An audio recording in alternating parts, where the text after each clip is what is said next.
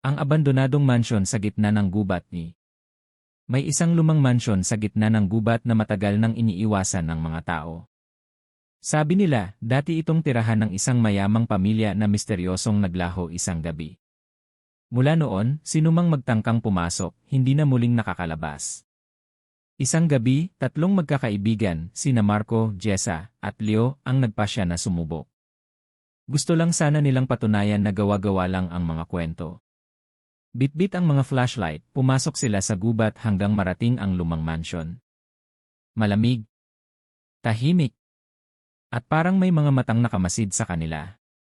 Pagbukas nila ng pinto, agad nilang naamoy ang amoy ng nabubulok na kahoy at kung anong hindi maipaliwanag. Sa loob, puno ng alikabok, mga basag na salamin, at lumang retrato ng isang pamilya na parang nakatingin ng masama sa kanila. Biglang bumagsak ang pinto. Nawalan sila ng ilaw. Isang malamig na boses ang bumulong mula sa dilim. Huwag kayong pumunta rito. Napatingin sila sa hagdan.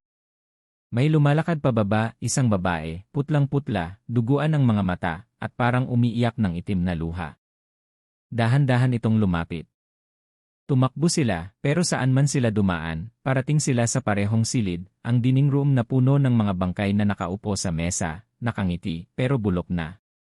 Ang mga mata ng bangkay biglang bumukas. Isa-isang nawala si Jessa at Leo, hinihila ng malamig na kamay sa dilim. Si Marco naiwan mag-isa. Huling narinig ang kanyang sigaw bago bumalik ang katahimikan sa mansyon. Kinabukasan, may mga nakakita ng 3 pares ng sapatos sa harap ng mansyon. Pero wala nang makakita pa sa kanila.